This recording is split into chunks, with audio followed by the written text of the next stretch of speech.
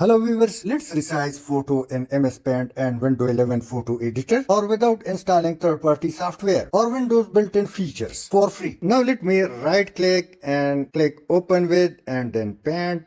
Now the picture has been opened in Paint and you can see it's 183.7 KB. Let's reduce the size. So click this resize and skew. Now you can use pixel or percentage. Let's go with the percentage, which is for easier. So let me reduce it to 50.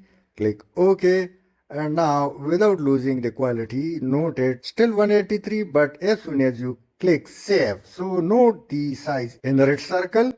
Now it's 73 KB. In case if you would like to bring it back to the previous position, so click undo and after pressing save, note the size, it's back to the original size. You can also use redo. Now click file and then save as. Remember JPG is lighter than PNG or others. So let me save it. Now let's go and perform the same on Windows 11 photo editor. So right click and click open with. Now come to photos and it's open. Now note the size, it's 43.5.